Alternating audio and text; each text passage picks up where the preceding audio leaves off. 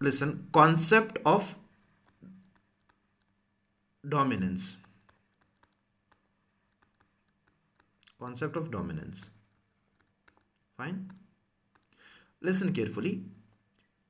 We have one chromosome here. Okay, this is its homologous partner. We can say this is a homologous pair.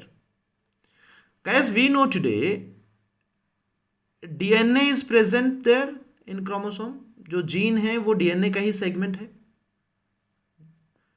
The gene is the segment of the DNA.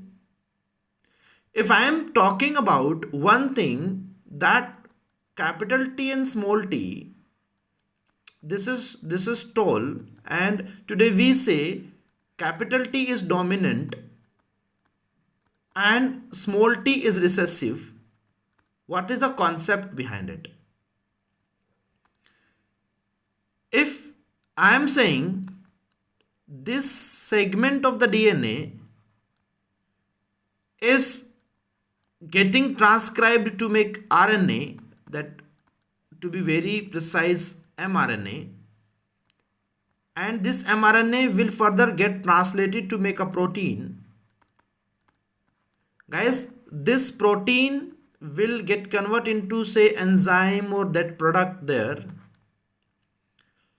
Okay, for example, that will lead to the formation of those chemicals which will cause the growth of the stem, and that would cause the longer stem, longer, or to be very precise, tall stem.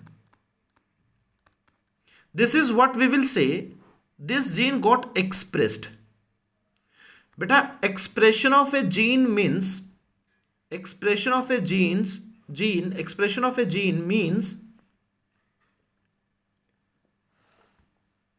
the product of that gene is showing some effect.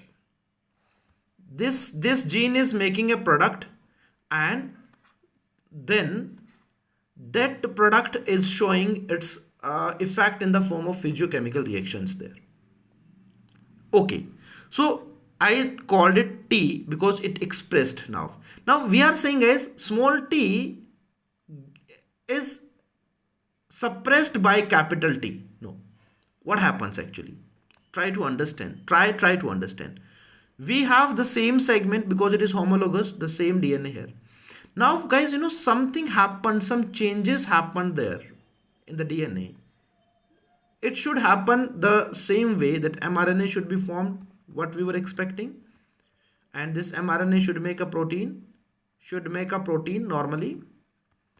And that will be converting into enzyme, and enzyme will lead to the formation of that hormone or that chemical, which will cause the elongation in the stem there. But due to this change, anything can happen. It may affect this step, or it is forming protein, but the enzyme that is formed, it is non-functional. Means some of the amino acid got inserted here. It is a misleading chain of amino acid somehow. This enzyme, finally the product is non-functional. Either the product is non-functional or the product is not formed. In both the cases, that chemical will not be formed, which will be responsible for elongation of the stem. Means the stem will remain as it is, will remain, that will cause the dwarfness. But means it is not making that chemical. But in this case, as one of the two segments of the DNA, so called one of the two alleles here, is able to make this chemical which was responsible for elongation of the stem. That is why overall, finally, as a result, this kind of genotype will produce what? tall stem, will produce tall stem. What if it could have been in this way? Listen carefully.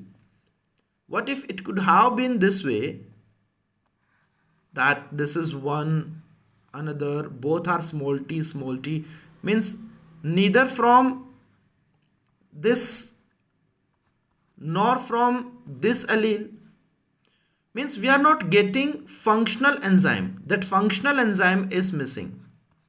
So that chemical will not be formed, that chemical will not be formed which was responsible for elongation of stem. As a result, stem will be dwarf. As a result, stem will be dwarf. Why it happened? Due to certain change in that segment of DNA, certain change in that segment of DNA, we will call these alleles got modified. Now guys, now the stem is dwarfness. So to be very precise now, dwarfness is not the expression, it is the absence of expression. Absence of, expressing tallness. Absence of tallness is causing dwarfness. Absence of tallness is causing dwarfness. So now this is actually what is happening. This is actually what is happening here. Are you getting my point? Now, in case of this Mirabilis zalapa, what happened? Mirabilis zalapa, just what happened there?